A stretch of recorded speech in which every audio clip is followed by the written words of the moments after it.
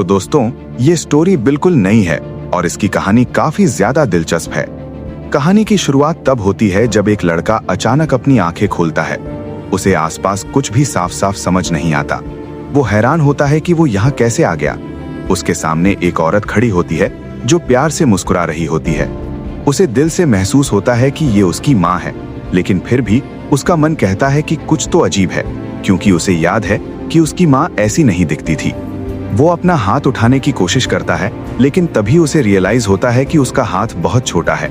वो समझ जाता है कि उसका शरीर अभी एक नन्हे बच्चे का है। वो सही से हिल भी नहीं पा रहा था। उसका दिमाग पूरी तरह कंफ्यूज्ड है। इसी बीच उसे एक और अजीब चीज दिखती है। उसे अपने सामने हवा में कुछ नंबर्स दिखाई देते हैं। वो देखता है कि उसका लेवल फिर से 1 हो गया है और फिलहाल उसका कोई नाम भी नहीं है। उसे समझ में नहीं आता कि ये सब आखिर कैसे हो रहा है। तभी वो सुनता है कि उसकी माँ एक बूढ़े आदमी से बात कर रही है और उसे एम्परर कह रही है। ये सुनकर नोहा के मन में आता है कि शायद ये आदमी इस जगह का राजा है। वही एम्परर उसे एक नाम देता है, नोहा, और उसे 13th प्रिंस बना देता है। ये सुनकर नोहा अंदर से हैरान रह जाता है, क्योंकि वो समझ जाता है कि ऐसा नाम और ऐसा टाइटल सिर्फ एम्परर के खास बेटे को ही मिलता है। फिर एम्परर पूछता है कि नोहा की पावर किससे जुड़ी है। उसका सेवक बताता है कि उसकी पावर वाटर, पानी से जुड़ी है। एम्परर ये सुनकर आदेश देता है कि नोहा को एक ऐसा लैंड दिया जाए जहां वाटर क्लैन के लोग रहते हैं। जैसे ही ये तय होता है, नोहा देखता है कि उसके सामने दिख रहे नंबर बदल जाते हैं। उसकी वाटर पावर और ज्यादा इंक्रीज हो जाती है। उसे ये सब बिल्कुल समझ में नहीं आता, क्योंकि उसने पहले कभी ऐसे आंकड़े नहीं देखे थे। इसके बाद सेवक एक जादू करता है और नोहा की पावर सबके सामने चमकने लगती है। उसकी माँ हैरानी से कहती है कि ये ताकत उसके पैदा होने के समय से कहीं ज्यादा है। सेवक समझाता है कि इसका मतलब है कि नोहा की पावर बहुत जल्दी जागृत हो गई है। वहां मौजूद सब लोग दंग रह जाते हैं, क्योंकि इतनी कम उम्र में इतनी ज्यादा पावर किसी ने नहीं देखी थी। नोहा बस इतना समझ पाता है कि उसे एक नई जिंदगी मिली है और वो एक रॉयल फैमिली में जन्म ले चुका है। ये सब एम्परर नाम की जगह में हो रहा होता है। ये साम्राज्य ऊंचे पहाड़ों से घिरा हुआ है और यहाँ ताकतवर योद्धा रहते हैं। ये जगह बहुत अमीर और शांत मानी जाती है। एम्परर के कई बेटे हैं और लोग उन्हें बहुत इज्जत देते हैं। 6 साल बीत जाते हैं और नोहा को एक बात धीरे धीरे समझ में आने लगती है। लोग उसकी पावर को अलग नजरिए से देखते हैं। सबको लगता है कि उसकी पावर बहुत ज्यादा है, लेकिन नोहा देख पाता है कि उसकी पावर दूसरों से जुड़कर बढ़ रही है। उसे एहसास होता है कि जितने ज्यादा लोग उसके साथ जुड़ेंगे, वो उतना ही स्ट्रांग बनता जाएगा। अब नोहा 6 साल का हो चुका होता है। वो तैयार होकर अपने रूम से बाहर आता है। मेड्स उसकी तारीफ करती हैं, क्योंकि उसकी उम्र के बच्चे आमतौर पर बहुत शरारती होते हैं, लेकिन नोहा शांत और समझदार रहता है।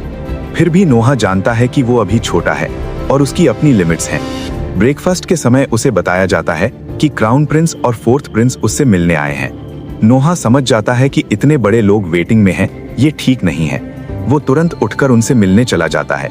वो उनके सामने झुककर रिस्पेक्ट दिखाता है। वो देखता है कि क्राउन प्रिंस बहुत सीरियस और मजबूत दिखता है, जबकि 4th प्रिंस उसे हल्की मुस्कान के साथ देखता है। वो बताते हैं कि वो उसके लिए एक तोहफा लाए हैं। तभी अचानक दरवाजा खुलता है।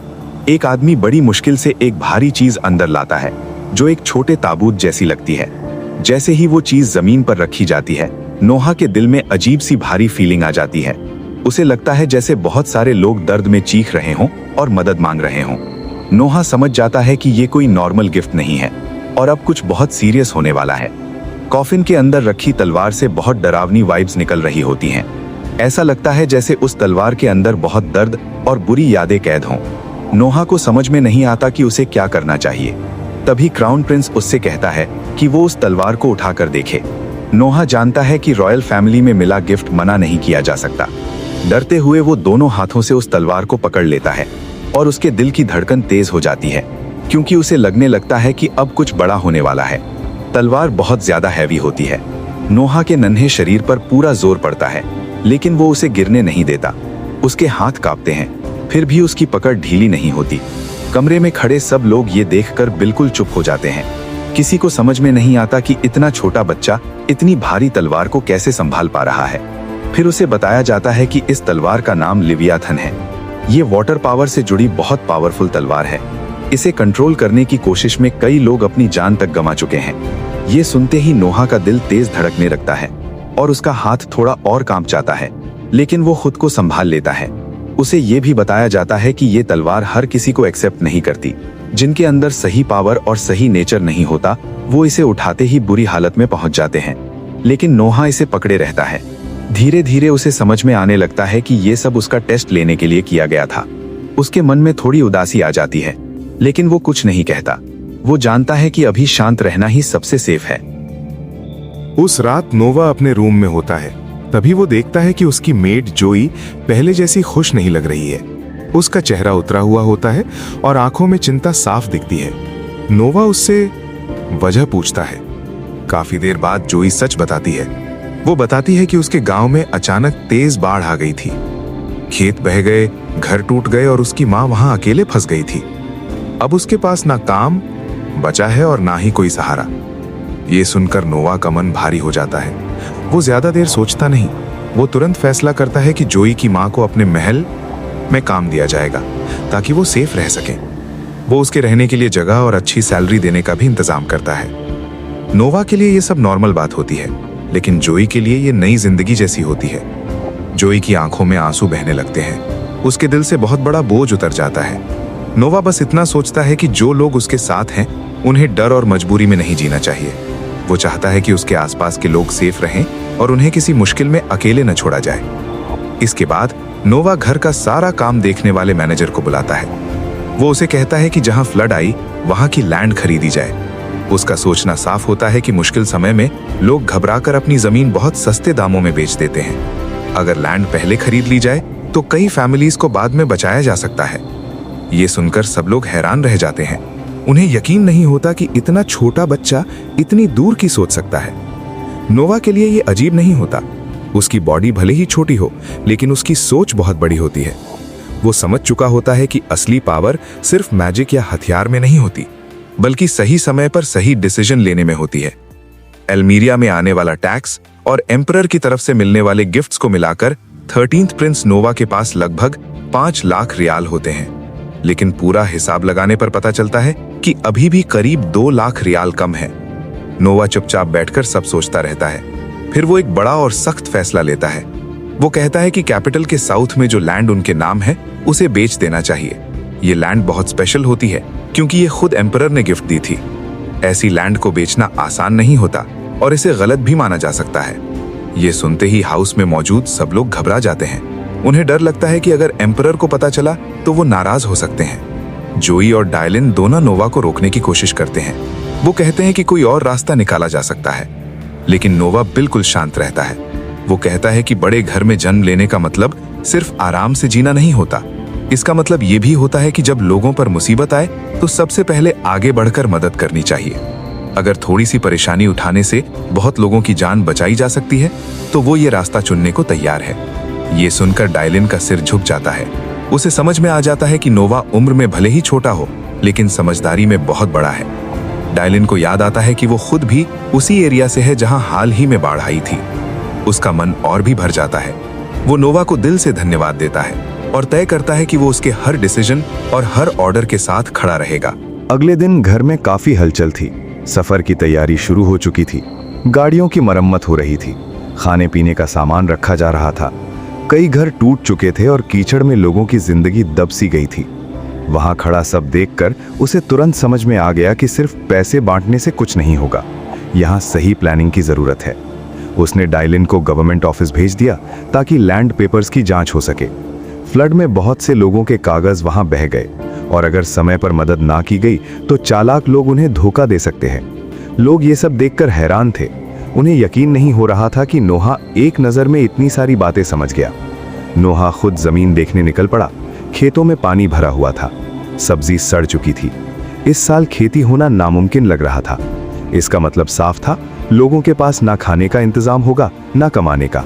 यह सोचकर नोहा का दिल भारी हो गया, लेकिन उसने खुद को संभाल लिया। जोई ने उसे रोककर कहा, यहाँ चलना रिस्की है, जमीन धंस सकती है। नोहा हल्के से मुस्कुराया और बोला, अगर मैं खुद नहीं देखूंगा तो सही डिसीजन कैसे लूंगा। फिर मजाक में बोला, अगर रोका तो रात में चुपचाप अकेले जाऊंगा। जोई चुप हो गई क्योंकि वो जानती थी कि वो मजाक नहीं कर रहा। तभी दूर से आवाज आई। पता चला कि राहत सामग्री बंट रही है। ये देखकर थोड़ी राहत मिली कि एम्परर ने मदद भेजी है। लेकिन जब नोहा ने खाना देखा तो उसका मन खराब हो गया। वो बहुत पतला था, जैसे सिर्फ गर्म पानी हो, और स्मेल भी ठीक नहीं थी। साफ था कि खाना ज्यादा दिन नहीं चलेगा। लोग भूखे तो नहीं मरेंगे, लेकिन इससे उनकी लाइफ दोबारा नहीं बन सकती थी। नोहा वहीं खड़ा सोचता रहा। उसके मन में बस एक ही बात थी, ये जगह फिर से खड़ी होनी चाहिए। लोग फिर से खेती करें, घर बनाएं और चैन से रहें। रास्ता मुश्किल था, लेकिन उसने तय कर लिया था कि वो पीछे नहीं हटेगा। वो यहाँ सिर्फ देखने नहीं आया था, बल्कि बदलाव लाने आया था। खाने की हालत वाकई बहुत खराब थी। एक बूढ़े आदमी ने धीरे से कहा, ज्यादा कंप्लेन नहीं करनी चाहिए, कम से कम खाने को तो मिल रहा है। मजबूरी में लोग वही खा रहे थे और चुपचाप सह रहे थे। ये सुनकर नोहा का दिल और दुखी हो गया। उसे लगा कि एम्परर की हेल्प ऐसी नहीं होनी चाहिए। तभी वहां ऑफिशियल लॉर्ड गैरे इंस्पेक्शन के लिए आया। नोहा चुपचाप सब देखता रहा। गैरे ने बर्तन में झांक कर खाना देखा और सूंघा। साफ था कि वो खराब था। फिर भी उसने कहा, सब ठीक है। उसी पल वो हंस पड़ा, क्योंकि उसके लिए अलग से अच्छा खाना पहले तैयार था। ये देखकर नोहा समझ गया कि यहाँ कुछ बहुत गलत चल रहा है। नोहा आगे बढ़ा और गैरे का असली चेहरा सामने आ गया। गैरे को अपने काम पर कोई शर्म नहीं थी। वो खुद को पावरफुल समझ रहा था और लोगों की मजबूरी का फायदा उठा रहा था। ये नोहा को बिल्कुल पसंद नहीं आया। उसके लिए गलत था कि आपदा में फंसे लोगों के खाने से कोई प्रॉफिट कमाए। हालात बिगड़ते जा रहे थे। नोहा समझ चुका था कि ये आदमी लोगों पर जुल्म कर रहा है। उसी पल लिवायथन अपने आप नोहा के हाथ में आ गई। उसने उसकी डेंजरस पावर को महसूस किया। नोहा ने मन ही मन तय कर लिया कि पावर अगर है तो उसका इस्तेमाल सही काम के लिए होना चाहिए, ना कि लोगों को दबाने के लिए। नोहा ने सोचा कि अगर कोई इंसान ताकत के साथ पैदा हुआ है तो उसकी जिम्मेदारी लोगों की रक्षा करना है, ना कि उन्हें डराना। यही सोचकर उसने गैरे को सजा दी। उसके साथ काम करने वाले लोग डर के मारे वहां से भाग खड़े हुए। जमीन पर इतना बड़ा निशान बन गया कि आसपास खड़े सभी लोग कांप गए। अब सबको साफ समझ आ गया था कि तलवार कितनी खतरनाक है। थोड़ी देर में वहां का रूलर और वॉरियर्स का कैप्टन रॉन ग्रीन वहां पहुंच गया। उसने नोहा को देखा और तुरंत पहचान गया कि ये 13th प्रिंस है। वो तुरंत झुक गया और माफी मांगते हुए बोला कि उसे पहले पता नहीं था। फिर उसने सब लोगों को बताया कि वो एक प्रिंस के सामने खड़े हैं। ये सुनते ही सारे लोग एक साथ झुक गए। नोहा ने रॉन को साफ साफ बताया कि खाने की व्यवस्था में बड़ा घोटाला हुआ है। उसने कहा कि जो लोग इसमें शामिल थे उन्हें सजा मिलनी चाहिए। उसने ये भी कहा कि अब से खाना ऐसा होना चाहिए जो सच में लोगों को ताकत दे, इतना गाढ़ा और पौष्टिक कि लोग पेट भर खा सकें और दोबारा काम करने लायक बने। रॉन ने बिना कोई सवाल किए नोहा की बात मान ली और उसने उसी पल तय कर लिया कि वो सब ठीक करेगा। नोहा ने चारों तरफ देखा। लोगों की आंखों में डर तो था, लेकिन उसके साथ साथ उम्मीद भी थी। उसी पल नोहा को लगा कि उसने सही रास्ता चुना है। उसे समझ में आ गया कि एक सच्चा प्रिंस वही होता है जो मुश्किल समय में लोगों के साथ खड़ा हो। वहीं बैठा हुआ एक बूढ़ा आदमी धीरे से सिर उठाकर नोहा को देखने लगा। अब उसे भरोसा हो गया था कि उन्हें सच में अच्छा और सही खाना मिलेगा। ये बात फैलते ही दोनों गांव के लोगों के चेहरों पर खुशी लौट आई। लोग दिल से 13th प्रिंस नोहा का सम्मान करने लगे और उसे अपना रक्षक मानने लगे। थोड़े समय में वहां जो कुछ हुआ था उसकी खबर एल्बर्ट तक पहुंच गई। ये जानकर वो हैरान हो गया कि तलवार ने नोहा को नुकसान नहीं पहुंचाया, बल्कि लिवायथन ने उसे अपना मास्टर मान लिया। एल्बर्ट को लगा कि नोहा उसकी सोच से ज्यादा यूजफुल साबित हो सकता है। इसके बाद नोहा को उसके पिता एम्परर ने बुलाया। नोहा पहले से समझ गया था कि अब क्या होने वाला है। एम्परर ने बताया कि उसे सब कुछ पता चल चुका है। उसे यह भी मालूम था कि नोहा ने वो लैंड बेच दी थी जो उसे गिफ्ट में मिली थी और उसकी जगह पूरे एक गांव को खरीद लिया गया था। नोहा ने मन ही मन सोचा कि अब उसे जोर की डांट पड़ेगी, लेकिन ऐसा कुछ भी नहीं हुआ। एम्परर ने नोहा को थैंक्स कहा। उसने बताया कि नोहा की वजह से बाढ़ के बाद कोई बड़ा नुकसान नहीं हुआ। अगर लोग इस डिजास्टर का गलत फायदा उठाने लगते तो एम्पायर को बहुत प्रॉब्लम होती। एम्परर ने पूछा कि उसे ये सब कैसे समझ आया। नोहा ने सीधा जवाब दिया कि यह सब एक इत्तेफाक था, क्योंकि उसकी एक मेड उसी गांव से थी। एम्परर ने कहा इसमें किस्मत भी शामिल थी, क्योंकि उसी जगह नोहा ने वाटर स्वॉर्ड को भी कंट्रोल कर लिया। एम्परर ने नोहा की पावर फिर से देखने की इच्छा जताई। कर्ट्स ने मैजिक किया और नोहा की एबिलिटीज सबके सामने देखी। उसी पल नोहा ने महसूस किया कि अब उसकी पावर में तलवार जुड़ चुकी है। पानी की ताकत पहले से कहीं ज्यादा स्ट्रांग हो गई थी। एम्परर ये देखकर बहुत इंप्रेस हुआ और उसने नोहा से कहा कि वो आगे भी अपनी समझ और ताकत से एम्पायर की मदद करे। कुछ समय बाद कहानी राजधानी कैपिटल की ओर बढ़ती है। ये शहर पूरे एम्पायर का दिल माना जाता है। यहीं से सरकार चलती है, यहीं ट्रेड होता है और यही कल्चर आगे बढ़ता है। लोग इसे दुनिया का सबसे अमीर शहर कहते हैं। नोहा ने इस सिटी को देखने का फैसला किया, खासकर एक जगह जिसे रेड स्ट्रीट कहा जाता है। वहां एक फेमस सिंगर गाती थी। नोहा के साथ जोई भी थी। उसने अपने गांव के काम में पूरी मदद की थी, इसलिए अब नोहा उस पर ज्यादा भरोसा करने लगा था। जोई अब पहले से ज्यादा समझदार और रिस्पॉन्सिबल लगने लगी थी। जैसे ही वो वहां पहुंचे, नोहा एक आवाज सुनकर रुक गया। वो लड़की गा रही थी। वो आगे बढ़ा, लेकिन उसे जोर से धक्का दे दिया गया। वो लोग अलीसा पर दबाव बनाने लगे और कहने लगे कि सिर्फ गाना गाकर वो अपने पिता का लोन कभी नहीं चुका पाएगी। उनकी बातों से अलीसा डर गई। उसका चेहरा उतर गया और वो बिल्कुल मजबूर लगने लगी। नोहा ये सब चुपचाप नहीं देख सकता था। वो आगे बढ़ा और तुरंत समझ गया कि ये सब गलत है। उसे पता था कि एम्पायर के लॉ के हिसाब से किसी बच्चे पर उसके पेरेंट्स का लोन डालना जुर्म है और किसी लड़की को मजबूरी में गलत रास्ते पर धकेलना भी बड़ा अपराध होता है। उस पल नोहा के दिमाग में बस एक ही बात थी कि पावर सिर्फ दिखाने के लिए नहीं होती। असली पावर तब दिखती है जब कोई कमजोर लोगों की प्रोटेक्शन करता है। उनमें से एक आदमी बहुत जल्दी गुस्से में आया। उसने नोहा को गर्दन से पकड़ लिया और उसे डराने की कोशिश की। उसी पल लिव्याथन ने अपना असर दिखाया। तलवार से एक अजीब सी एनर्जी निकली और वहां खड़े सभी गुंडों के शरीर में तेजी से दर्द दौड़ गया। नोहा तलवार उनकी तरफ करके बस खड़ा रहा। उसे कुछ बोलने की जरूरत नहीं पड़ी। इतना दर्द सहने के बाद वो लोग बुरी तरह डर गए और जाते जाते धमकी देते हुए वहां से भाग गए। नोहा ने ओनर को इशारे से समझा दिया कि अगर वो लोग दोबारा आए तो उन्हें सीधे उसके पास भेज दिया जाए। जोई ने एक कार्ड दिया जिस पर सिर्फ कॉन्ट्रैक्ट लिखा था। तब जाकर ओनर को समझ में आया कि नोहा कोई आम बच्चा नहीं बल्कि 13th प्रिंस है। वहां मौजूद सभी लोग हैरान हो गए, लेकिन नोहा ने किसी की रिएक्शन पर ध्यान नहीं दिया। नोहा ने अलीसा की तरफ देखा और उसे लगा कि उसका गाना सच में बहुत अच्छा था। उसने उससे उसकी महीने की ज़रूरतों के बारे में पूछा। अलीसा ने बताया कि उसे घर का खर्चा भी उठाना पड़ता है और अपनी माँ के ट्रीटमेंट का खर्चा भी। ये सुनकर नोहा ने फैसला किया कि वो उसे हर महीने 25 रीन देगा ताकि वो बिना डरे और टेंशन के सिंगिंग पर ध्यान दे सके। उसने ये भी कहा कि अगर वो और अच्छा गाने लगी तो ये अमाउंट आगे बढ़ा दिया जाएगा। पहले तो अलीसा को यकीन नहीं हुआ, लेकिन फिर उसके चेहरे पर खुशी आ गई। नोहा ने उसकी टोपी उठाकर उसे वापस दी और कहा कि वो अपना गाना पूरा करे। जब नोहा वापस पैलेस पहुंचा तो उसने गेट के बाहर कुछ आदमियों को खड़ा देखा। एवलिन ने बताया कि वो लोग खुद को साहूकार बता रहे हैं और माफी मांगना चाहते हैं। नोहा तुरंत समझ गया कि वो वही गुंडे थे जिन्हें अब उसकी असली पहचान पता चल गई है। उसने शांत तरीके से कहा कि उन्हें वापस भेज दिया जाए और साफ बता दिया जाए कि किसी प्रिंस से जब चाहे तब मिलना पॉसिबल नहीं होता। एवलिन ने वैसा ही किया। हेनरी ने नोहा की इस समझदारी की तारीफ की। उसे लगा कि बिना सोचे समझे ऐसे लोगों को मिलने देना रॉयल फैमिली की वैल्यू कम कर देता है। नोहा के मन में ये बात सही थी, लेकिन उसने बताया कि उसके दिमाग में एक और रीजन भी था। अंदर जाकर उसने कहा कि वो उस सिंगर की मदद करना चाहता है। अगर गुंडों को लगेगा कि प्रिंस अभी नाराज है तो वो दोबारा उसे परेशान करने की हिम्मत नहीं करेंगे। हेनरी ये सुनकर और भी इंप्रेस हुआ।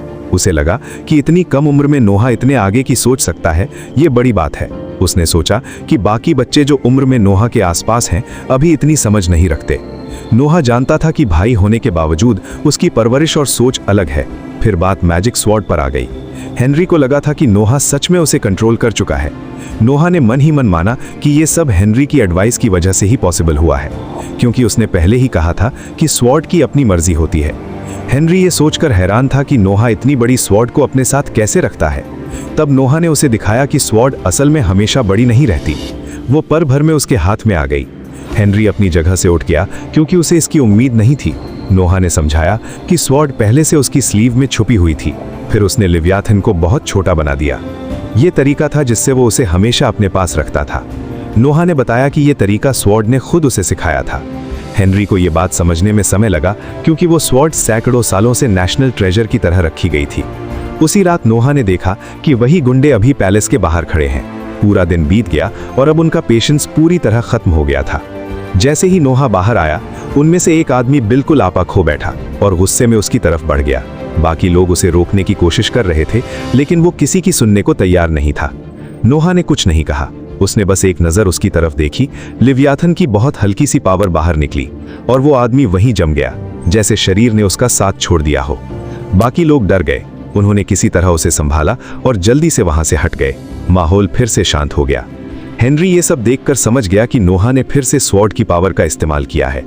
नोहा के मन में एक बात थी, कभी कोई फाइट किए बिना ही सामने वाले को रोक देना ज्यादा सही होता है। उस रात के आखिर में नोहा एक समारोह में पहुंचा जिसे रेडॉक नाम के आदमी ने ऑर्गेनाइज किया था। जैसे ही नोहा अंदर आया, पूरा हॉल तालियों से गूंज उठा। साफ दिख रहा था कि अब लोग उसे सिर्फ एक प्रिंस नहीं, बल्कि ऐसे इंसान के रूप में देख रहे हैं जो सच में लोगों के लिए खड़ा होता है। लोग आपस में धीरे धीरे बात कर रहे थे। इतनी कम उम्र में भी कितना रॉयल लगता है, देखने से ही अलग ऑरा महसूस होता है। रेडॉक ने मुस्कुराते हुए नोहा से पूछा, प्रिंस, आपकी कमर में जो बंधा है वो क्या है? नोहा ने बिल्कुल नॉर्मल टोन में जवाब दिया कि ये क्राउन प्रिंस की तरफ से मिला गिफ्ट है। बस इतना सुनते ही पूरे हॉल में सन्नाटा छा गया। सबको यकीन नहीं हुआ कि एक नेशनल ट्रेजर यूं खुलेआम कमर में लटकाया जा सकता है। कुछ लोग फुसफुसाने लगे। तभी एक आदमी हंस पड़ा और बोला, इतना छोटा बच्चा असली खजाना कैसे ले घूमेगा? ये तो कोई टॉय या रेप्लिका होगा। लेकिन तभी जैसे ही नोहा की निगाह उस आदमी पर ठहरी, उसके चेहरे का रंग एकदम उड़ गया, मानो किसी ने उसकी रगों से सारा खून खींच लिया हो। उसी पल उसे एहसास हो गया कि उसने अनजाने में कितनी बड़ी गलती कर दी है। उसकी आंखों में डर साफ झलकने लगा। वो घबराकर अपनी बात पलटने की कोशिश करने लगा, जैसे उसने कुछ कहा ही ना हो। उसकी आवाज़ लड़खड़ाने लगी, शब्द आपस में उलझने लगे, लेकिन अब बहुत देर हो चुकी थी। अचानक लेविएथन ने अपनी शक्ति का बस एक छोटा सा हिस्सा आज़ाद किया और अगले ही सेकंड पूरा हॉल एक भारी दम घोट देने वाले दबाव से भर गया। ऐसा लग रहा था जैसे हवा का वजन बढ़ गया हो। कुछ लोगों की सांसें अटकने लगी, कुछ का सिर चकराने लगा और कुछ के घुटने खुद ब खुद कांपने लगे। माहौल इतना भयावह हो गया था कि मानो मौत खुद वहां मौजूद हो और सबको परख रही हो। रेडॉक ने आगे बढ़कर ठंडी आवाज में पूछा, इस गुस्ताख के साथ क्या किया जाए जिसने आपकी शान में कमी की है? सारे हॉल की नजरें अब सिर्फ नोहा पर टिक चुकी थीं, लेकिन नोहा ने बेहद शांति से अपना सिर ना में हिलाया। उसकी आंखों में गुस्सा नहीं, बस एक गहरी ठंडक थी। उसने धीमी मगर साफ आवाज में कहा, कुछ नहीं, इसे जाने दिया जाए। वैसे भी अब इसके पास छिपने के लिए कोई जगह नहीं बची है। उसके इन शब्दों में ऐसी सच्चाई थी कि वो आदमी अंदर तक कांप गया। उसे समझ आ चुका था उसकी किस्मत अब उसके अपने हाथ में नहीं रही। इसके बाद माहौल धीरे धीरे सामान्य होने लगा। लोग एक एक करके आगे आए और अपना परिचय देने लगे। नोहा हर किसी से बेहद संयम और अदब से मिला। उसकी उम्र भले ही कम थी, लेकिन उसका व्यक्तित्व सब पर भारी पड़ रहा था। सबसे पहले लेंस रॉलिंगटन आगे बढ़ा। उसने झुककर सम्मान प्रकट किया और कहा कि वह इस अवसर के लिए अत्यंत आभारी है। उसके बाद ब्रायन एलन सामने आया। एलन, जो कंपनी का प्रमुख था, आत्मविश्वास से खड़ा था, लेकिन उसकी आंखों में हल्की बेचैनी भी थी। उसके साथ एक छोटी बच्ची भी थी, मासूम चेहरा, शांत आंखें। उसका नाम था कैंडी। परिचय समाप्त होते ही नोहा की नजर अचानक उस बच्ची पर ठहर गई। कुछ पलों के मौन के बाद उसने शांत स्वर में पूछा, मिस्टर एलन, क्या कैंडी आपकी अपनी सगी बेटी नहीं है? और जैसे ही यह सवाल हवा में गूंजा, पूरे हॉल का माहौल फिर से बदल गया। पूरे कमरे में अचानक गहरा सन्नाटा छा गया, मानो वक्त कुछ पलों के लिए ठहर गया हो। ब्रायन की आंखें फैल गईं। वो हक्का बक्का नोहा को देखने लगा, जैसे उसके अंदर की हर परत पढ़ ली गई हो। नोहा ने बिना आवाज ऊंची किए बेहद सरल और संयमित शब्दों में अपनी बात रखी। आपका हाव भाव, आपके बात करने का सलीका साफ बताता है कि आप किसी ऊंचे कुल में जन्मे हैं। आपके अंदर वो स्वाभाविक शाही आत्मविश्वास है। लेकिन उसने हल्की नजर कैंडी की तरफ डाली। कैंडी के अंदर वो कुदरती शाही अंदाज नहीं है। उसकी चाल, उसकी नजर, उसका हर रिएक्शन कुछ और कहानी कहता है। कमरे में खड़े लोग सांस रोके सुन रहे थे। नोहा ने आगे कहा, और जिस तरह से वो अपनी आंखों से देखती है, वैसी निगाह अक्सर उन लोगों में होती है जिन्होंने गुलामी का दर्द झेला हो। ये शब्द हवा में तीर की तरह फैल गए। कैंडी हल्की सी सहम गई। उसकी उंगलियां कांप उठीं। उसने नोहा की तरफ देखा, जैसे कोई खामोश सवाल कर रही हो, इसे ये कैसे पता चला? ब्रायन का चेहरा उतर गया। अगला ही पल वो सीधे अपने घुटनों पर आ गिरा। उसकी आवाज में अब कोई बनावट नहीं थी। आपकी पारखी नजर बिल्कुल सही है। उसने सिर झुका लिया। मैंने इसे एक गुलाम के रूप में खरीदा था, लेकिन यह असाधारण रूप से होशियार थी। उसकी समझ, उसकी हिम्मत, सब कुछ अलग था। इसलिए मैंने इसे अपनी बेटी की तरह पाला पोसा। कमरे में खड़े कई लोगों के चेहरे पर हैरानी साफ दिखाई दे रही थी। नोहा के होठों पर एक हल्की मगर रहस्यमयी मुस्कान उभरी। मुझे ऐसी दास्तानें पसंद हैं। उसकी आवाज में उत्सुकता थी, न कि तिरस्कार। आप दोनों को मेरे मेंशन पर आना चाहिए। मैं कैंडी के बारे में और जानने का इच्छुक हूँ। ये प्रस्ताव सुनते ही आसपास खड़े लोग एक दूसरे की तरफ देखने लगे। फुसफुसाहट शुरू हो गई। ब्रायन समझ चुका था ये मौका साधारण नहीं है। उसने तुरंत सिर झुकाकर सम्मान जताया। वो जानता था कि अब यहां से शांतिपूर्वक विदा लेना ही समझदारी होगी। रेडॉक ने हल्की हंसी के साथ कहा, समझदार इंसान है। अगर ज्यादा देर रुकता तो लोगों के दिलों में जलन पैदा हो जाती। आखिरकार शाही परिवार की तरफ से मिला पहला खास सम्मान उसी को मिला था। जाने से पहले नोहा ने धीमे स्वर में एक और बात जोड़ी। ये भी एक वजह थी जिससे मुझे सच्चाई का एहसास हुआ।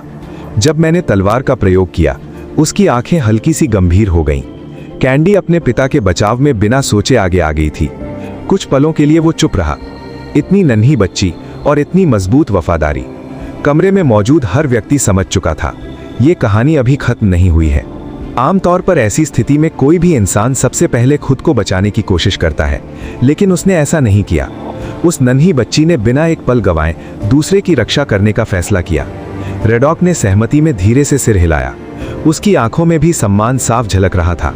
आपकी निरीक्षण शक्ति वाकई काबिले तारीफ है, उसने गंभीर स्वर में कहा। उस रात के बाद वहां मौजूद हर शख्स के दिल में एक बात बैठ चुकी थी। नोहा सिर्फ 13वां प्रिंस नहीं है, वो एक ऐसा रॉयल है जो अपनी ताकत का इस्तेमाल डराने या दबाने के लिए नहीं, बल्कि हिफाजत और न्याय के लिए करता है। अगले दिन नोहा बिना किसी खास मकसद के शहर की सैर पर निकल पड़ा। उसे शोर शराबे से दूर यूं ही गलियों में घूमना, आम लोगों को देखना और शहर की धड़कन को महसूस करना पसंद था। चलते चलते अचानक उसकी मुलाकात ऑस्कर से हो गई। ऑस्कर ने उसे ऊपर से नीचे तक देखा, फिर हल्की सी हंसी उसके होठों पर आ गई। उसे समझते देर नहीं लगी कि आज नोहा बिना रथ, बिना सुरक्षा दस्ते और बिना किसी शाही तामझाम के निकला है। नोहा ने भी साफ शब्दों में कह दिया, मैं बस यूं ही अपना मन बहलाने निकला हूं। ऑस्कर को यह बात थोड़ी अजीब लगी और उतनी ही दिलचस्प भी, क्योंकि शाही परिवार के बच्चे अक्सर इस तरह अकेले और सादगी से नहीं घूमा करते। उस दिन ऑस्कर के पास कोई जरूरी काम नहीं था। उसने मुस्कुराते हुए सुझाव दिया, क्यों ना आज हम खजाना खोजने चलें। नोहा की आंखों में हल्की चमक आ गई। उसे ये विचार तुरंत पसंद आया और उसने बिना झिझक हामी भर दी। दोनों साथ साथ कदम बढ़ाते हुए कोबाल्ट एस्टेट की ओर चल पड़े। ये जगह पूरे साम्राज्य में मशहूर थी, क्योंकि यहाँ हर तरह की पुरानी, अनोखी और रहस्यमयी वस्तुएं मिलती थीं।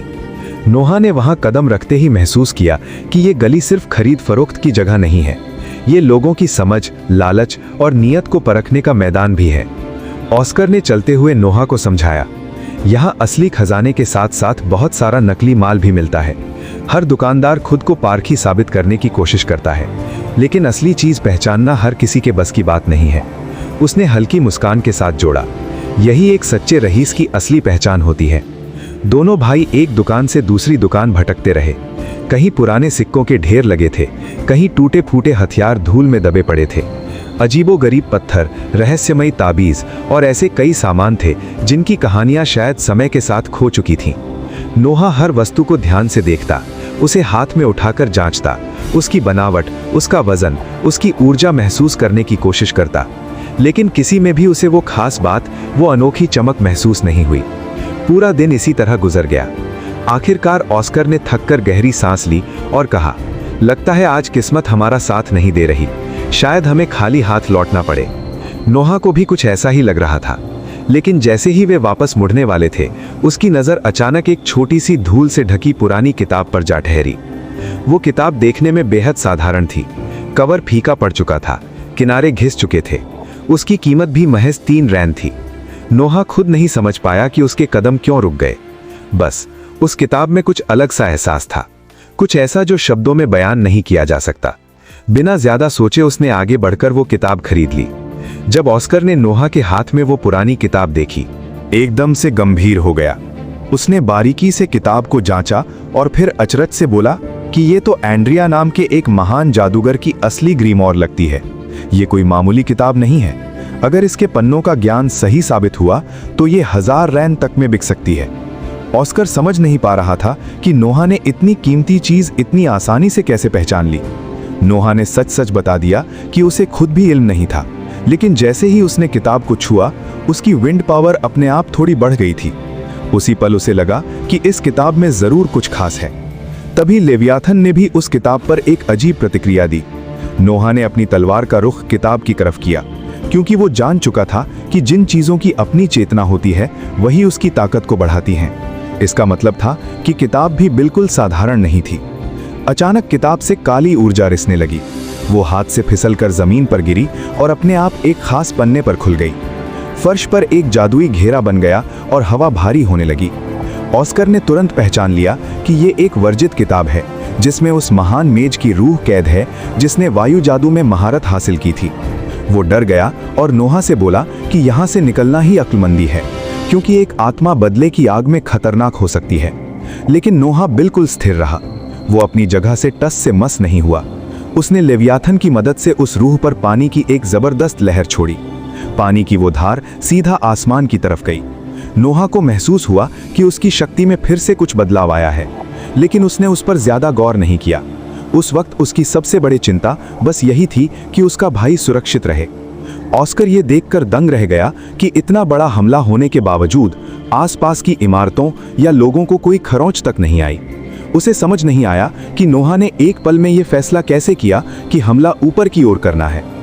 थोड़ी देर बाद एक आदमी उनके पास आया और बोला कि इसी गली में उसकी एंटीक चीजों की दुकान है।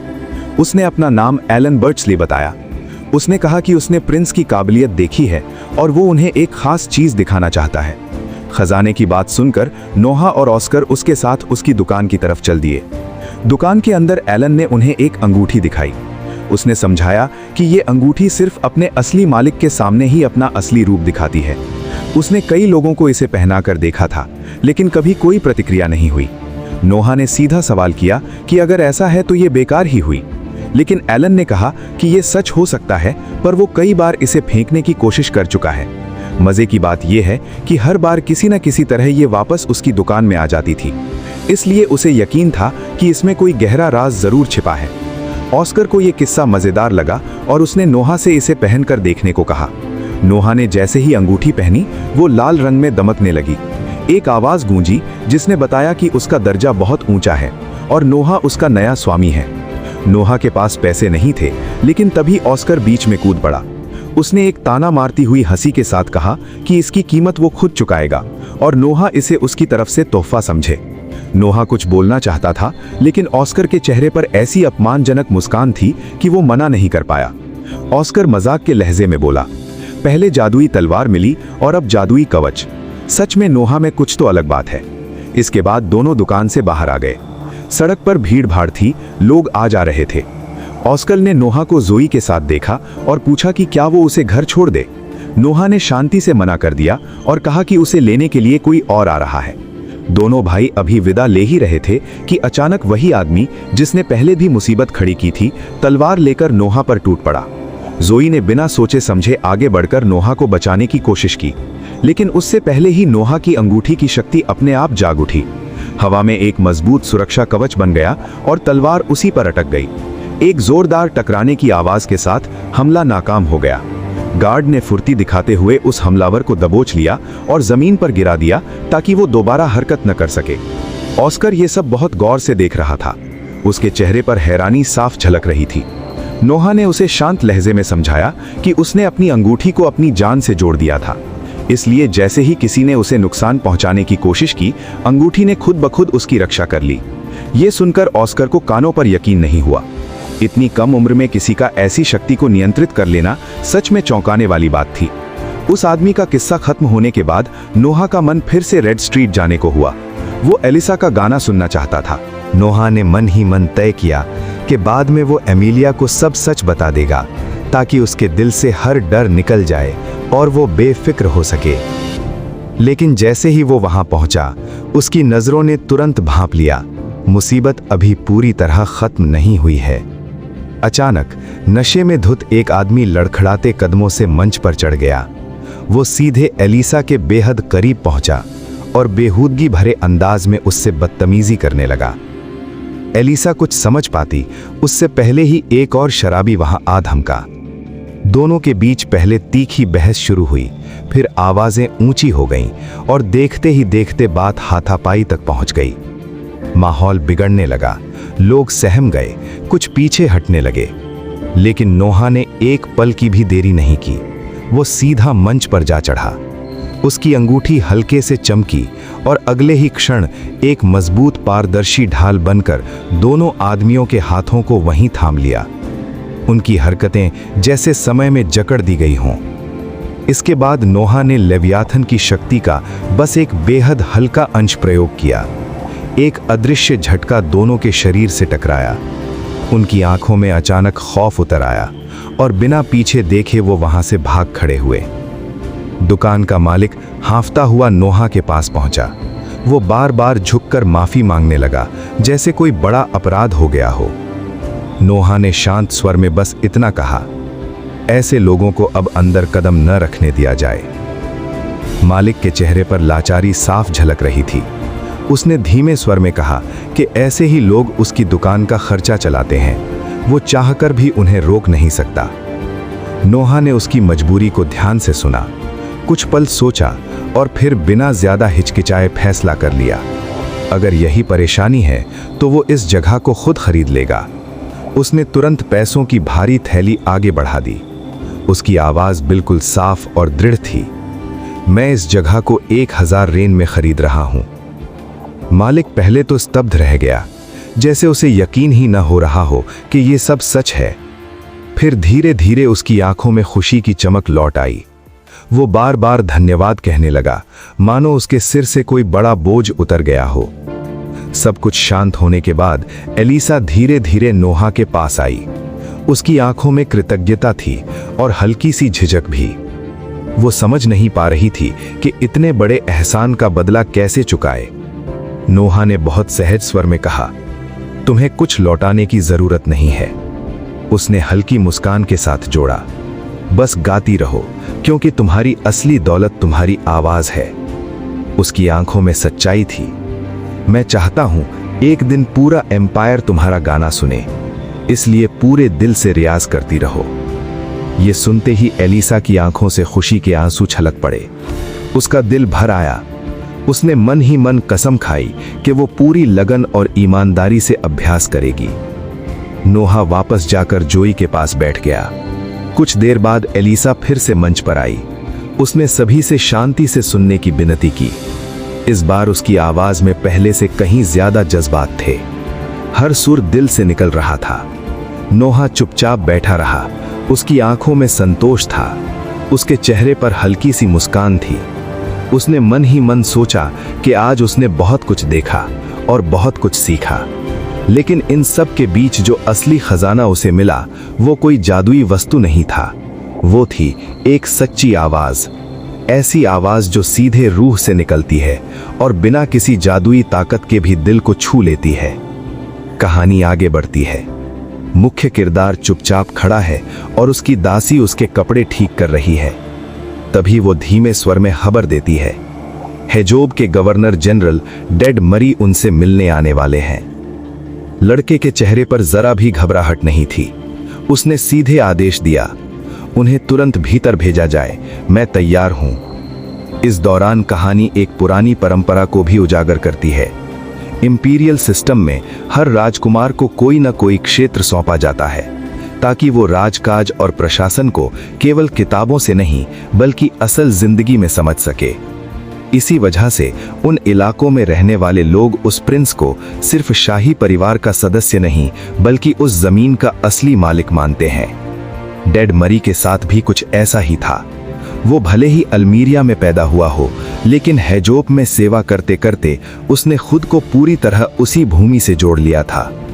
थोड़ी देर बाद वो औपचारिक अंदाज में भीतर आया। उसने झुककर सम्मान प्रकट किया और गंभीर स्वर में कहा कि प्रिंस से मिलना उसके लिए गर्व की बात है। उसकी आवाज में सच्चाई थी और आंखों में निष्ठा, और यहीं से कहानी एक नए राजनीतिक मोड़ की ओर बढ़ने लगती है। लेकिन लड़के ने उसकी हद से ज्यादा औपचारिकता को महसूस किया। वो हल्की मुस्कान के साथ धीमे स्वर में बोला, इतनी सख्ती की जरूरत नहीं है, आराम से बात कीजिए। ये सुनते ही मरी के कंधों का तनाव थोड़ा ढीला पड़ा। उसने गहरी सांस ली और फिर याद दिलाया कि करीब 1.5 साल पहले जब सम्राट ने उसे आधिकारिक तौर पर हेजोब का गवर्नर जनरल नियुक्त किया था, तभी उसे पहली बार प्रिंस से मिलने का अवसर मिला था। लड़का बिना घुमाए फिराए सीधे मुद्दे पर आ गया। हेजोब में काम कैसा चल रहा है? उसे साफ याद था कि शाही आदेश के तहत बाढ़ नियंत्रण की जिम्मेदारी उसी को सौंपी गई थी और वो ये भी जानता था कि वहाँ के हालात आसान नहीं हैं। हैजोब एक बेहद उपजाऊ क्षेत्र है, अनाज उत्पादन के लिए पूरे साम्राज्य में मशहूर। वो एक विशाल नदी के मोड़ पर बसा है, लेकिन हर साल आने वाली बाढ़ वहाँ तबाही मचा देती है। फसलें बह जाती हैं, घर टूट जाते हैं और लोगों की मेहनत पानी में मिल जाती है। सम्राट चाहते थे कि इस समस्या का स्थायी समाधान निकले, इसीलिए एल्मीरिया की वाटर क्लैन भूमि से आने वाले मरी को ये जिम्मेदारी सौंपी गई थी। प्रिंस ध्यान से सब सुनता रहा, फिर उसने शांत स्वर में पूछा, असल रुकावट कहाँ आ रही है? मरी थोड़ा झिझका, फिर संकोच के साथ बोला कि अभी तक पूरा बजट जारी नहीं हुआ है। बिना संसाधनों के काम करना असंभव है। ये सुनते ही लड़का उलझ में पड़ गया। उसके हिसाब से तो बजट विधिवत जारी कर दिया गया था। मरी ने सिर झुकाकर स्वीकार किया, कागजों में बजट पास हो चुका है, लेकिन वित्त मंत्री ने उस पर आपत्ति लगा दी है। बस इतना सुनना काफी था। लड़के ने पूरा माजरा समझ लिया। उसने बिना एक पल गवाए कहा, आप मेरे साथ चलिए अभी। दृश्य बदलता है। अब वे फाइनेंस मिनिस्टर के एक प्रतिनिधि के सामने खड़े हैं। प्रिंस की आवाज शांत थी, लेकिन उसमें दृढ़ता साफ थी। आप यहाँ क्यों बैठे हैं? वो सीधे मुद्दे पर आया। उसे मरी से पता चला था कि हाल ही में भीषण बाढ़ आई थी। सम्राट ने दया दिखाते हुए पूरे 1 साल के लिए टैक्स माफ कर दिया था। उस इलाके से कर नहीं लिया गया ताकि लोग संभल सकें। फाइनेंस पक्ष का तर्क था कि वही बचा हुआ पैसा अब उपयोग में लाया जा सकता है। यह सुनते ही प्रिंस की आंखों में गुस्से की चमक उभर आई। क्या आप मजाक कर रहे हैं? उसकी आवाज अब ठंडी थी। टैक्स माफ करने का मतलब ये नहीं कि पैसा इकट्ठा हो गया। असल में तो टैक्स वसूला ही नहीं गया था, लेकिन सामने खड़ा आदमी इसे सामान्य और तर्कसंगत बताने की कोशिश कर रहा था। यही बात प्रिंस को भीतर तक चुभ गई। आखिरकार दबाव में आकर वो आदमी सच उगल देता है। असल वजह कुछ और थी। हाई काउंसिल को सम्राट के लिए एक नए समर रिजॉर्ट की योजना का पता चला था। सम्राट की उम्र बढ़ चुकी थी। राजधानी की भीषण गर्मी अब उनके लिए कठिन होती जा रही थी, इसीलिए ठंडी जगह पर गर्मियां बिताने की योजना बनाई गई थी। तकनीकी रूप से वो भी एक शाही सुविधा ही होती, लेकिन वास्तविकता ये थी एक अलग थलग स्थान तैयार करना, लगभग एक नया शहर बसाने जैसा था, जिसमें भारी मात्रा में संसाधन लगने वाले थे। राष्ट्रीय खजाना पहले ही दबाव में था और इसी कारण हैजोब का बजट रोक दिया गया था। प्रिंस समझ गया, ये मामला सिर्फ पैसे का नहीं है, ये प्राथमिकताओं और शक्ति संतुलन का खेल है। और यही बात उसे भीतर से घायल कर गई। उसका सब्र टूट गया। उसके मन में बस एक ही सवाल गूंज रहा था, जहां हर साल बाढ़ आती है, जहां लोगों की जान और फसल दोनों खतरे में रहती हैं, वहां बाढ़ नियंत्रण सबसे पहली जरूरत होनी चाहिए। लेकिन संसाधन रोककर एक छुट्टियों का निवास बनाया जा रहा है। ये अन्याय उसे स्वीकार नहीं था। उसे लगा जैसे कोई सम्राट को गुमराह कर रहा हो। उसका गुस्सा देखकर सामने वाला आदमी घबरा गया। वो तुरंत जमीन पर दंडवत हो गया। प्रिंस ने साफ चेतावनी दी, या तो हैजोब का बजट तुरंत जारी होगा या मैं खुद सम्राट तक ये बात पहुंचाऊंगा। ये सुनते ही आदमी टूट गया। उसे समझ आ गया कि अगर बात ऊपर तक गई तो उसका भविष्य खत्म। डर के मारे उसने तुरंत वादा कर लिया कि बजट अभी जारी कर दिया जाएगा। मरी ये सब देखकर स्तब्ध था। उसे यकीन नहीं हो रहा था कि इतना छोटा लड़का इतनी दृढ़ता से मंत्री को झुका देगा। नोहा ने बिना गोलमोल बातों के सीधा मुद्दा पकड़ा और सारे झूठ का पर्दाफाश कर दिया। मरी को अपने ऊपर शर्म आई। अब उसे समझ में आया कि प्रिंस पहले से ही सब समझ रहा था। मरी तुरंत वहां से निकल गया ताकि बाढ़ नियंत्रण का काम शुरू हो सके। कुछ देर बाद एक संदेशवाहक आया। सम्राट ने नोहा को तुरंत महल बुलाया था। महल पहुंचते ही सम्राट ने उसके काम की सराहना की। उन्होंने हैजोब मामले का जिक्र किया, साथ ही बताया कि उन्हें खबर मिल चुकी है कि नोहा ने मैब्रे को पूरी तरह दबा दिया था। नोहा हैरान था, इतनी जल्दी सूचना कैसे पहुंची? सम्राट ने शांत स्वर में कहा, सूचना खुद में एक हथियार है। अगर सत्ता में आगे बढ़ना है तो इसमें भी पारंगत होना पड़ेगा। नोहा ने बस वही किया था जो उसे सही लगा था, लेकिन सम्राट ने समझाया, जो कुछ लोगों को आसान लगता है वही दूसरों के लिए बेहद कठिन होता है। बहुत से लोग मीठा बोलते हैं, लेकिन सिर्फ चापलूसी के लिए। बहुत कम लोग होते हैं जो सच्चाई को स्पष्ट रूप से सामने रख पाते हैं। सिर्फ 6 साल की उम्र में नोहा ने अपने पिता को गहराई से प्रभावित किया था। सम्राट ने उसे खड़े होने को कहा। उनकी नज़र उसके हथियार पर गई। दरबार में मौजूद एक व्यक्ति तुरंत समझ गया, नोहा ने लेवियाथन को चुना है, सबसे शक्तिशाली और सबसे भयावह। उसका इतिहास काला था। जश्न वाले दिन अगर नोहा ने उसे नियंत्रित न किया होता तो सैकड़ों जानें जा सकती थीं। उसे पता था कि यह हथियार जितना ताकतवर है उतना ही खतरनाक भी। इसीलिए उसने ठान लिया उसे इसे सही तरीके से चलाना सीखना होगा, और इसके लिए बुलाया गया डोमिन नोबल। डोमिन सामने आया, किंगडम का सर्वश्रेष्ठ तलवारबाज। लोग कहते थे उसकी तकनीक किसी और ही स्तर की है। सम्राट ने नोहा से कहा कि वो पूरी गंभीरता के साथ डोमिन के नेतृत्व में प्रशिक्षण ले। डोमिन ने भी स्पष्ट किया वो नोहा की उम्र नहीं, उसकी क्षमता देखेगा। सम्राट ने सबको चौंकाते हुए कहा कि उसे डोमिन पर पूर्ण भरोसा है। ट्रेनिंग शुरू हुई। नोहा की लगन देखकर सम्राट भीतर से प्रसन्न हुए। उसी क्षण उन्होंने निर्णय लिया कि इस वर्ष के नाइट सिलेक्शन की जिम्मेदारी नोहा को दी जाएगी। नोहा के लिए ये गर्व की बात थी। उसने तय किया कि वो अपनी पूरी जान लगा देगा। नाइट सिलेक्शन पूरे साम्राज्य का सबसे बड़ा वार्षिक आयोजन। ये योद्धाओं की धरती थी, जहां ताकत और युद्ध कौशल को सर्वोच्च सम्मान दिया जाता था। प्राचीन काल से यही माना गया, युद्ध कला का मार्ग ही असली रास्ता है जिससे कोई अपने दम पर महानता हासिल कर सकता है। नाइट सिलेक्शन, वो समय जब पूरे साम्राज्य के अलग अलग इलाकों से योद्धा राजधानी में इकट्ठा होते हैं। ये कोई साधारण प्रतियोगिता नहीं थी। इनमें से ज्यादातर वॉरियर्स पहले ही कई जानलेवा लड़ाइयां जीत चुके होते थे। यहाँ की फाइट्स आसान नहीं होती। कई बार तो मैदान से वापस लौटने का मौका भी नहीं मिलता, लेकिन जो अंत तक टिक जाए उसे मिलता है नाइट का टाइटल, और उसी पल से उसकी हैसियत बदल जाती है। वो समाज की अपर क्लास का हिस्सा बन जाता है। नया नाइट सबसे पहले सिलेक्शन हेड के अंडर काम करता है, और अगर नोहा सही नाइट्स चुन ले तो उसकी खुद की ताकत और प्रभाव दोनों कई गुना बढ़ सकते हैं। सिलेक्शन शुरू होने से पहले सम्राट ने नोहा से एक अहम सवाल पूछा, तुम इसे कैसे हैंडल करना चाहते हो? नोहा ने बिना हिचक जवाब दिया, वो रीजनल प्रिलिमिनरी राउंड्स खत्म करना चाहता है। उसकी सोच साफ थी, हर लड़ाई सीधे इंपीरियल कैपिटल में होनी चाहिए ताकि हर उम्मीदवार उसकी अपनी आंखों के सामने लड़े। सम्राट इस विचार से सहमत हो गए। इतना बड़ा साम्राज्य होने के बावजूद वो खुद हर जगह की लड़ाइयों पर नजर नहीं रख सकते थे। कई बार सिस्टम की वजह से असली टैलेंट बाहर हो जाता था, और सम्राट नहीं चाहते थे कि कोई भी योग्य योद्धा यूं ही खो जाए। उन्होंने नोहा से कहा, इसे पूरी गंभीरता से संभालो। बाद में नोहा एक लड़की से कैजुअली पूछता है, क्या तुम्हारे गांव से भी कोई सिलेक्शन में भाग ले रहा है? लड़की बताती है, हर साल सिर्फ एक ही इंसान जा पाता है। क्यों? क्योंकि वही गांव आम लोगों का एंट्री पॉइंट है। लेकिन असली समस्या कुछ और थी। कैपिटल में रहना बेहद महंगा है। सफर और ठहरने का खर्च इतना ज्यादा होता है कि पूरा गांव मिलकर चंदा देता है, तब जाकर सिर्फ एक आदमी भेज पाते हैं। उस एक इंसान पर पूरे गांव की उम्मीदें टिकी होती हैं। ये सुनकर नोहा को समझ आया, टैलेंट सिस्टम से नहीं पैसों से दब रहा है, और ये उसे मंजूर नहीं था। उसने फैसला किया, इस साल कोई लिमिट नहीं होगी, कोई भी आ सकेगा, और ट्रैवल व लॉजिंग का खर्च वो खुद उठाएगा। लड़की दंग रह गई, लेकिन उसे पता था यह फैसला बहुत महंगा पड़ेगा। नोहा ने कहा, सब कुछ जीरो से शुरू करने की जरूरत नहीं। उसने अपने बटलर को आदेश दिया, कैपिटल में जितने भी खाली घर हैं उनकी जानकारी निकालो और उन्हें खरीद लो। साथ ही एक बड़े मर्चेंट से संपर्क करने को भी कहा। कुछ समय बाद वही मर्चेंट उससे मिलता है। बातों बातों में वो पैलेस में अपना आदमी भेजने की इच्छा जताता है।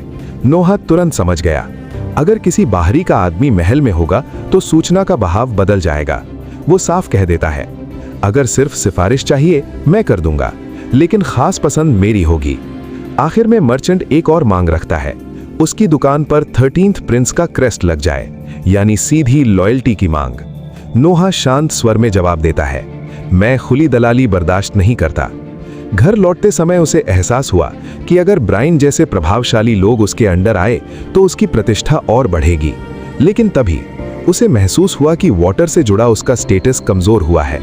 कुछ गड़बड़ थी अल्मीरिया में। जब वो सम्राट से मिलता है तभी खबर आती है, अल्मीरिया में विद्रोह भड़क चुका है। स्केल छोटा दिखता था, लेकिन हैगर्जी सिस्टम में ये एक लेवल नीचे गिरने जैसा था। सम्राट ने पूछा, क्या तुम इस युद्ध का कमांड संभालना चाहोगे? नोहा ने मना कर दिया। उसने स्वीकार किया उसे अभी युद्ध भूमि का अनुभव कम है। हेनरी इस काम के लिए ज्यादा योग्य है। हेनरी ने रास्ते में उससे पूछा भी, क्या तुम्हें पता है इससे तुम्हें बड़ी प्रतिष्ठा मिल सकती थी? नोहा मुस्कुराया, मैं अभी बहुत युवा हूं। उसी समय लेवियथन हल्का कंपन करता है, जैसे किसी खतरे को महसूस कर रहा है, और सच में कैरेज से उतरते ही उन पर हमला हो जाता है। लेकिन नोहा अपनी शील्ड से खुद को बचा लेता है। सामने अल्मीरिया के वाटर मेज। लड़ाई लंबी नहीं चली। नोहा ने उन्हें बिना ज्यादा कठिनाई के हरा दिया, लेकिन उसमें उन्हें जिंदा छोड़ दिया। क्यों? क्योंकि मृत लोग चुप रहते हैं, लेकिन जीवित दुश्मन डर फैलाते हैं। घर लौटकर उसने सख्त आदेश दिया, आज की घटना बाहर नहीं जानी चाहिए। अगर खबर लीक हुई तो मैं तुम्हें मरा हुआ मानूंगा। फिर उसने तुरंत हॉर्स फीड खरीदने का आदेश दिया। क्यों? क्योंकि उसे शक था कि विद्रोही दूसरे देश से घोड़े ला रहे हैं। अगर उनके माउंट्स कमजोर कर दिए जाएं, तो युद्ध में उनके कदम रुक जाएंगे। ये कदम सीधे उसके भाई की सेना की मदद करेगा। घटना सामने आते ही उसने सम्राट को दरबार में बुलाया। माहौल गंभीर था। पूछताछ में पकड़े गए हत्यारों ने बताया, उनका असली मकसद नोहा को किडनैप करना था, ताकि उसे बार्गेनिंग चिप बनाया जा सके। नोहा को यह बात कुछ ज्यादा ही आसान लगी। इतनी जल्दी सच उगल देना शक पैदा करता है। सम्राट ने शांत स्वर में कहा, सच और झूठ पहचानने के तरीके हमारे पास हैं। नोहा जानता था, राजनीति में तलवार से ज्यादा खतरनाक होता है दिमाग। उसके पिता ने उसकी पीठ थपथपाई। अगर वो उस दिन पकड़ा जाता तो एम्ब्रे को बेहद कठिन निर्णय लेना पड़ता, और घोड़ों पर ध्यान देना एक बेहद चतुर चाल थी।